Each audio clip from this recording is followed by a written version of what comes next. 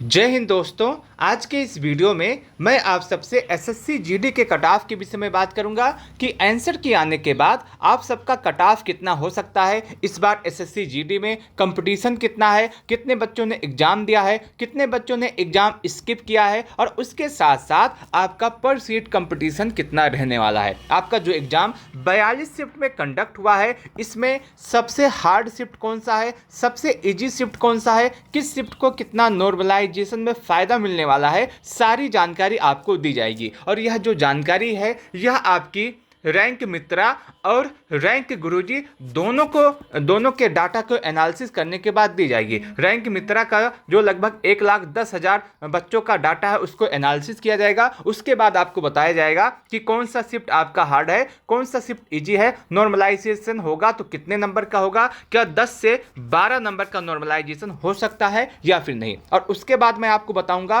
कि आपके सभी राज्य का कट ऑफ कितना हो सकता है। मैं आपके पूरे राज्य के कट ऑफ के विषय में बात करूंगा, तो आप सभी लोग इस वीडियो को लास्ट तक अवश्य देखिएगा। इस वीडियो को देखने के बाद आपको कोई कट ऑफ की वीडियो नहीं देखनी पड़ेगी, तो आप सभी लोग इस वीडियो को लास्ट तक अवश्य देखिएगा। देखिए, अगर हम बात करें इस बार एसएससी जीडी के अंतर्गत टोटल 39,481 पदों पे आपकी वैकेंसी आई थी। कितनी? 39,481 पदों पे आपकी वैकेंसी आई थी, जिसके लिए लगभग 52,70,000 बच्चों ने आवेदन किया था। 52,69,500 बच्चों ने इसमें आवेदन किया था। वहीं अगर हम देखें 2024 में जो आपकी इससे पहले वाली वैकेंसी थी उसमें 46,617 पदों पे आपकी वैकेंसी आई थी। तो इस बार आपकी वैकेंसी भी कम हुई है और उसके साथ साथ आवेदन की संख्या भी बढ़ी है। तो हमने आपको बताया कि आपकी जो वैकेंसी है ये 39,481 पदों पे आई थी, जिसके लिए 52,70,000 बच्चों ने आवेदन किया था। और इस हिसाब से जो आपका पर सीट कंपटीशन है वो आपका 133 का हो जाता है, यानी कि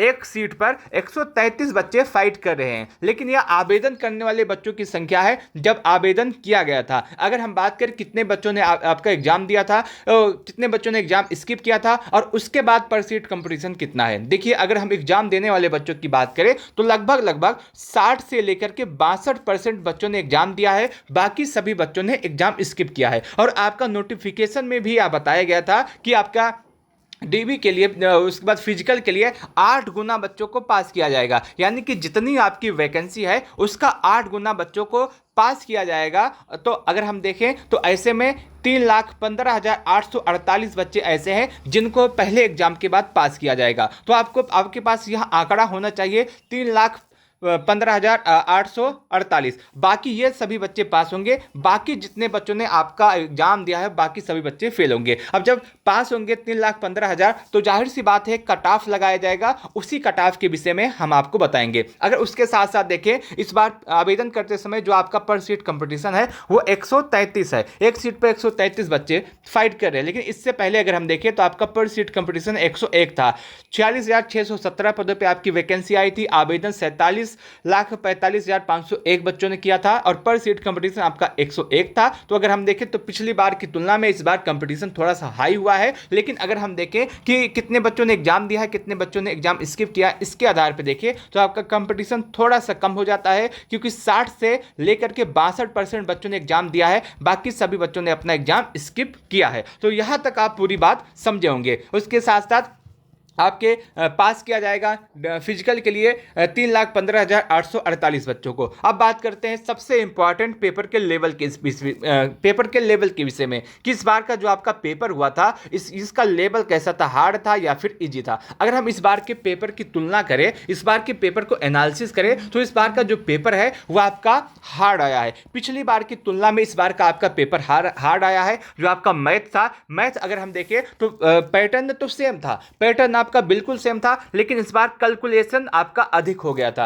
कैलकुलेशन अधिक होने के कारण आपका पेपर थोड़ा सा हार्ड हो गया था। जहां पहले अगर हम देखते हैं, पहले आपको जो प्रश्न आसानी से आप हल कर पा रहे थे, इस बार थोड़ा सा कठिनाई हो रही थी। और उसके साथ साथ जब समय आपके पास बहुत ही कम हो, इस समय में आपको इतना ज़्यादा प्रश्नों को हल करना हो, तो पेपर अपने आप हार्ड हो ही जाता है। और इसने समय कम होने के कारण बहुत सारे बच्चे टाइम मैनेजमेंट में बहुत ही ज़्यादा असुविधा हुई। हमने इस बार देखा कि बहुत सारे बच्चे ऐसे थे जो सभी प्रश्नों को नहीं देख पाए और वो कोई ना कोई प्रश्न अपना हल करके चला आए, क्योंकि माइनस मार्क ना के बराबर है तो सभी बच्चों ने पूरा अटेम्प्ट किया है, लेकिन जो लास्ट के 2-4 कोई बच्चे 2 प्रश्न अपना तुक्का लगा दिए हैं, कोई 4 क्वेश्चन अपना तुक्का लगा दिए हैं, और कई बच्चे ऐसे हैं जो 10 प्रश्न तुक्का लगा के चले आए हैं। और ऐसा क्यों हुआ? टाइम मैनेजमेंट की वजह से, टाइम ना होने की वजह से उन्होंने काफ़ी प्रश्न छोड़ दिया। मैथ आपका जो था ये थोड़ा सा कैलकुलेटिव आया था, रीजनिंग भी आपका थोड़ा सा हार्ड था, जीके जीएस हार्ड तो रहता है,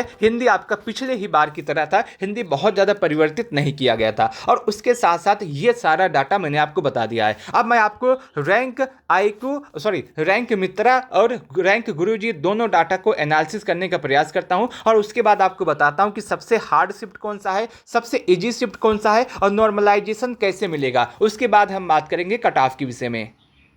यह जो डाटा आपके सामने है यह रैंक मित्रा का डाटा है, रैंक मित्रा का डाटा है, और इस डाटा में कितने बच्चों ने भाग लिया है? 1,11,405 बच्चों ने इसमें भाग लिया है। तो यह जो डाटा है वो 1,11,405 बच्चों का है। और इसमें अगर हम देखें सबसे पहले कि नंबर पाने वाले बच्चों की संख्या कितनी है, अगर हम बात करें 150, 155 या उससे अधिक नंबर पाने वाले बच्चों की संख्या तो कोई नहीं है, 155 से अधिक नंबर कोई नहीं पाया है। लेकिन अगर हम देखें 150 से अधिक नंबर पाने वाले बच्चों की संख्या तो 10 है, 10 बच्चे हैं जो 150 से अधिक नंबर पाए हैं। 145 नंबर से अधिक पाने वाले बच्चों की संख्या 67 है, 67 बच्चे ऐसे हैं जो 145 से अधिक नंबर पाए हैं। 100 उसके बाद अगर हम देखें 140 से अधिक नंबर पाने वाले बच्चों की संख्या तो 321 है। मैं आपको यहाँ पे एक बात और बताना चाहता हूँ, पिछली बार जो आपका एसएससी जीडी का एग्जाम हुआ था अगर उसमें देखें तो उसमें भी 145 से अधिक नंबर पाने वाले बच्चों की संख्या लगभग 100 से प्लस थी, 200 के आसपास थी। पिछली बार 200 बच्चे ऐसे थे जो 145 से अधिक नंबर पाए थे, लगभग 200 से अधिक ही बच्चे थे। तो अगर हम इसकी तुलना इस बार करें तो इस बार का पेपर आपका हार्ड आया है, जिसकी वजह से सिर्फ और सिर्फ 67 बच्चे ही हैं जिनका स्कोर 145 से अधिक है। तो आप इससे भी अनुमान लगा सकते हैं कि इस बार पेपर का लेवल हाई था। उसके बाद अगर हम देखें तो 120 अगर हम देखें 120 नंबर से अधिक पाने वाले बच्चों की संख्या 9,647 है। 9,647 बच्चे ऐसे हैं जो 120 से अधिक नंबर पाए हैं। वहीं अगर हम देखें कि 90 नंबर से अधिक पाने वाले बच्चों की संख्या तो आपकी 42,043 है जो 90 से अधिक नंबर पाए हैं। तो आप देख सकते हैं कि इस बार आपका कट ऑफ बहुत ज़्यादा हाई नहीं जाएगा। पिछली बार जो आपका कट ऑफ इतना ज़्यादा हाई चला गया था उतना तो किसी भी कीमत पे इस बार आपका कट ऑफ नहीं जाएगा।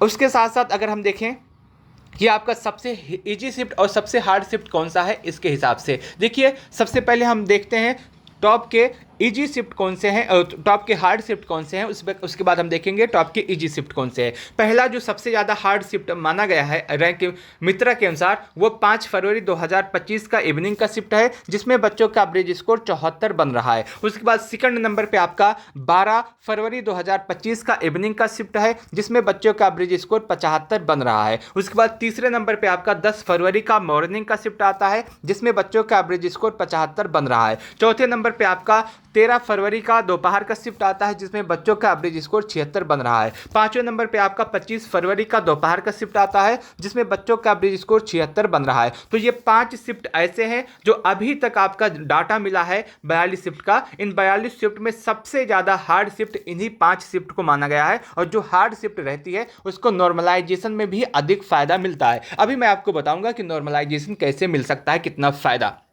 उसके बाद अगर हम देखते हैं टॉप 5 इजी शिफ्ट के विषय में कि आपका जो 42 शिफ्ट का एग्जाम हुआ है उसमें सबसे इजी शिफ्ट कौन सा है। और इजी शिफ्ट की अगर हम बात करें तो 25 फरवरी 2025 जो आपका एग्जाम है इवनिंग शिफ्ट का, ये आपका अभी तक सबसे इजी शिफ्ट माना गया है, जिसमें बच्चों का एवरेज स्कोर 92 है। उसके बाद आपका सेकंड नंबर पे आता है 17 फरवरी का मॉर्निंग का शिफ्ट, जिसमें बच्चों का एवरेज स्कोर 88 है, ये सेकंड नंबर पे इजी है।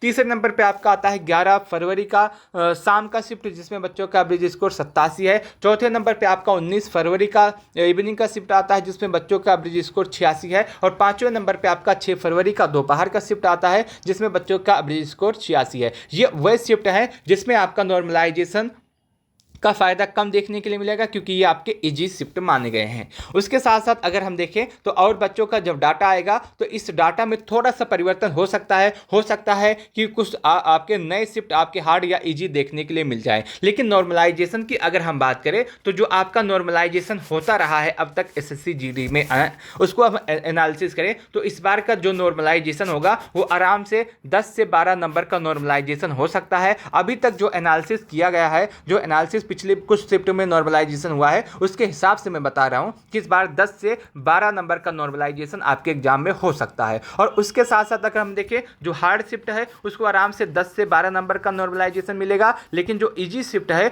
उसको भी लगभग 4 से 5 नंबर या 3 नंबर का नॉर्मलाइजेशन मिल सकता है। तो आप सभी लोग परेशान ना हो, नॉर्मलाइजेशन होगा तो सभी को लगभग फायदा होगा। ये आपका पूरा डाटा है नॉर्मलाइजेशन का। इस बार जो नॉर्मलाइजेशन होगा उसमें 10 से 12 नंबर का नॉर्मलाइजेशन देखने के लिए मिल सकता है।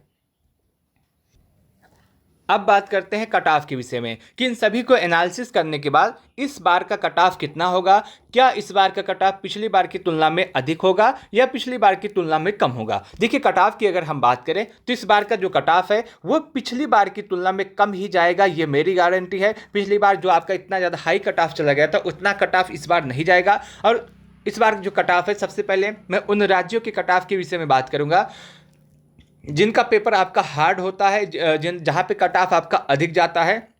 इन राज्यों में आपके उत्तर प्रदेश, मध्य प्रदेश, राजस्थान, हरियाणा, बिहार, दिल्ली और उत्तराखंड जैसे राज्य आते हैं। ये जो राज्य हैं इनका कट ऑफ हमेशा से ही अधिक जाता हुआ दिखता है और इस बार भी इनका कट ऑफ थोड़ा सा अधिक रह सकता है और की तुलना में। इस बार जो आप सभी बच्चों का कट ऑफ रहेगा जिसमें आपका यूपी, मध्य प्रदेश, राजस्थान, हरियाणा, बिहार, दिल्ली और उत्तराखंड जैसे बच्चे हैं, वहाँ पर आपका इस बार का जो कट ऑफ है युवा के लिए 125 ±2 के आसपास रहेगा, ओबीसी के लिए 120, ईडब्ल्यूएस के लिए 118, एससी के लिए 112 और एसटी के लिए 108 के आसपास रह सकता है। यदि आपका इतना स्कोर है तो आप अपने आप को पूरी तरह से सेफ मानिएगा, इतने में आपका सिलेक्शन हो जाएगा। इतने में अगर आपका स्कोर हो तो आपको फिजिकल की तैयारी आराम से करनी चाहिए, जिसमें आपका कट ऑफ यूआर के लिए 125, ओबीसी के लिए 120, ईडब्ल्यूएस के लिए 118, एससी के लिए 112, एसटी के लिए 108। इसमें प्लस माइनस आप 2 करके चलिएगा। यदि आपका इतना स्कोर है तो आप बिल्कुल सेफ हैं, बिल्कुल सेफ है, आपको कोई भी दिक्कत नहीं होगा। उसके बाद हम बात करते हैं और राज्यों की, जिसमें आपका झारखंड, महाराष्ट्र, वेस्ट बंगाल, पंजाब, गुजरात, छत्तीसगढ़, ओडिशा जैसे राज्य आते हैं। इसमें जो आपका कट ऑफ है यूआर के लिए 115 नंबर, ओबीसी के लिए 110, ईडब्ल्यूएस के लिए 110, एससी के लिए 105, एसटी के लिए आपका 100 नंबर। यहाँ पे आपका कट ऑफ इतना रह सकता है। इसमें आप प्लस माइनस 2 करके चलिएगा सभी कट ऑफ में। यदि आप इन राज्यों से हैं और आपका स्कोर इतना है तो आप बिल्कुल सेफ है, आपको फिजिकल की तैयारी करनी चाहिए।